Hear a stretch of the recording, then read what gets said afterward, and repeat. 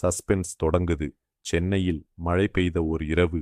முன்னோடி பாதையை பின்தொடர்ந்து இன்ஸ்பெக்டர் ரவி பழைய களஞ்சியத்தின் உள்ளே நுழைந்தார். அந்த இடம் மெல்லிய ஒளியால் மட்டுமே தெரிந்தது. சுவர் மற்றும் தடைகளை கடந்தே நுழைவதற்கே வழியிருந்தது. அவனுடைய கண்ணில் ஒரு சிறிய ஒளி மிதந்து காகிதங்களில் சில விசாரணை குறிப்புகள் தெரிந்தன. இது யாரோ இருக்கிறார்களா என்று ரவி மெதுவாகக் கேட்டார். ஆனால் பதில் எதுவும் இல்லாமல் அமைதி இருந்தது. அப்போது ஒரு மெத்தமான குரல் அவனை பின்னால் அழைத்தது. நீ இங்கே வந்துடியா? அவரது இதயம் வேகமாக துடித்தது. பதட்டம் முழுவதும் பரவி ரவி கவனமாக அசைந்தார். அவன் முன்னே சென்றபோது ஒரு பழைய பெட்டியை கவனித்தான். அதன் மேல் உலோகத் தட்டுதலும் நீண்ட காலி தடங்களும் இருந்தது. இது நெக்லஸை எங்கே எடுத்தார்கள் எனக் காட்டுமா?